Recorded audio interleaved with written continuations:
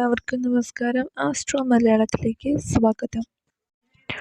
സമ്പൂർണ്ണ വാരഫലം ജൂൺ 30 മുതൽ ജൂലൈ 5 വരെ.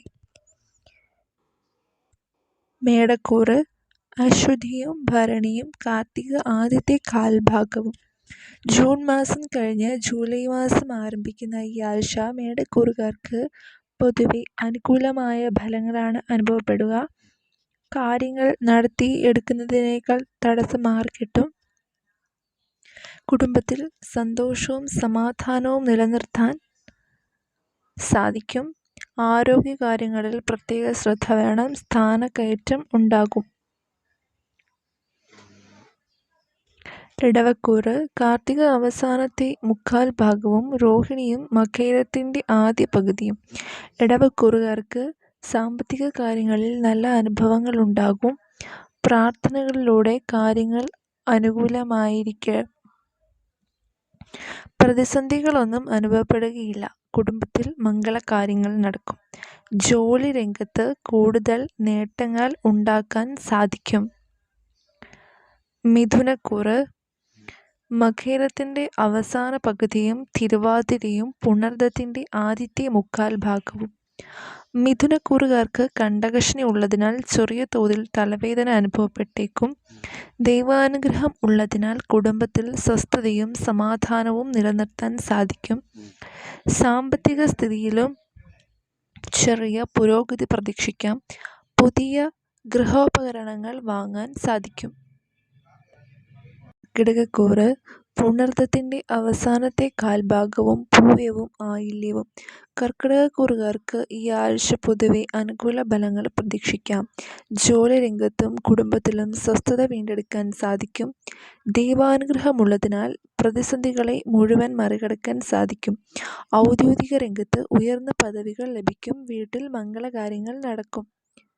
ചിങ്ങക്കൂറ് മഖവും പൂരവും ഉത്രത്തിൻ്റെ ആദ്യത്തെ കാൽഭാഗവും.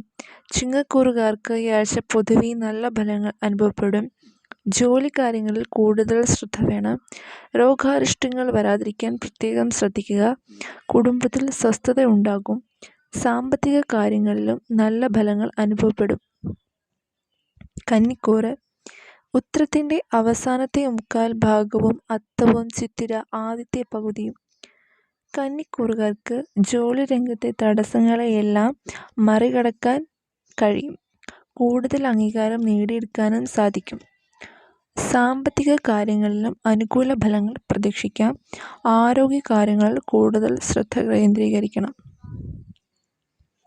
തുലാക്കൂറ് ചിത്തിര അവസാനത്തെ പകുതിയും ചോതിയും വിശാഖത്തിൻ്റെ ആദ്യത്തെ മുക്കാൽ ഭാഗവും. തുലാക്കൂറുകാർക്ക് ദൈവാനുഗ്രഹത്തിനായി പ്രത്യേക പ്രാർത്ഥനകൾ വേണം. അതിലൂടെ പ്രതിസന്ധികളെ മറികടക്കാൻ സാധിക്കും. ഈ ആഴ്ച പൊതുവെ അനുകൂല ഫലങ്ങൾ തന്നെ പ്രതീക്ഷിക്കാം. ജോലിസ്ഥലത്ത് പുതിയ സ്ഥാനലബ്ധിക്ക് സാധ്യതയുണ്ട്. വരുമാനത്തിൽ വർധനവ് കാണുന്നു. വൃശ്ചികക്കൂറ് വിശാഖത്തിൻ്റെ അവസാനത്തെ കാൽഭാഗവും അനിഴവും തൃക്കേട്ടയും. വൃശ്ചികക്കൂറുകാർക്ക് ഈ ആഴ്ച പൊതുവെ അനുകൂലമായ ഫലങ്ങളാണ് അനുഭവപ്പെടുക. ദൈവാനുഗ്രഹമുള്ളതിനാൽ ജോലിക്കാര്യങ്ങളിൽ നേട്ടമുണ്ടാക്കാൻ സാധിക്കും.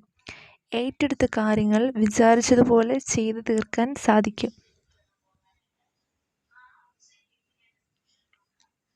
ധനുക്കൂറ് മൂലവും പൂരാടവും ഉത്രടത്തിൻ്റെ ആദ്യത്തെ കാൽഭാഗവും.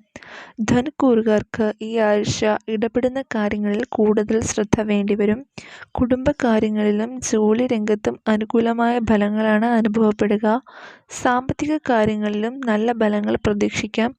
മനസ്സിൻ്റെ സ്വസ്ഥത നിലനിർത്താൻ സാധിക്കും. മകരക്കൂറ് ഉത്രാടത്തിൻ്റെ അവസാനത്തെ മുക്കാൽ ഭാഗവും തിരുവോണവും അവിട്ടത്തിൻ്റെ ആദ്യ പകുതിയും. ഈ ആഴ്ച മകരക്കൂറുകാർക്ക് കാര്യങ്ങൾ അനുകൂലമാകും. ജോലി രംഗത്ത് ഗുണഫലങ്ങൾ കൂടുതൽ പ്രതീക്ഷിക്കാം. സാമ്പത്തിക കാര്യങ്ങളിൽ നേട്ടമുണ്ടാകും. പുതിയ വരുമാന സാധ്യത കണ്ടെത്താൻ കഴിയും. കുടുംബത്തിൽ നല്ല അന്തരീക്ഷം നിലനിർത്താൻ സാധിക്കും. കുംഭക്കൂറ് അവിട്ടത്തിൻ്റെ അവസാന പകുതിയും ചതയവും പൂരിട്ടാതി ആദ്യത്തെ മുക്കാൽ ഭാഗവും. കുംഭക്കൂറുകാർക്ക് ഈ ആഴ്ച ജോലിക്കാര്യങ്ങളിൽ കൂടുതൽ ശ്രദ്ധ വേണം. വലിയ പ്രതിസന്ധികളൊന്നും ഉണ്ടാകില്ല. പൊതുവെ നല്ല ഫലങ്ങൾ തന്നെയാണ് അനുഭവപ്പെടുക.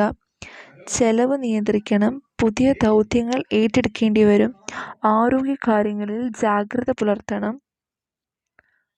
മീനക്കൂറ് പൂരുരുട്ടാതിയുടെ അവസാനത്തെ കാൽഭാഗവും ഉത്രട്ടാതിയും രേവതിയും. മീനക്കൂറുകാർക്ക് ദൈവാനുഗ്രഹമുള്ളതിനാൽ കുടുംബകാര്യങ്ങളിൽ നല്ല ഫലങ്ങൾ പ്രതീക്ഷിക്കാം. സാമ്പത്തിക കാര്യങ്ങളിൽ പുരോഗതി കാണുന്നു.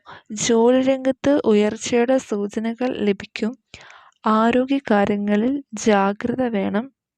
പുതിയ ദൗത്യങ്ങൾ ഏറ്റെടുക്കേണ്ടി വന്നേക്കും. ആരോഗ്യകാര്യങ്ങളിൽ ശ്രദ്ധിക്കുക.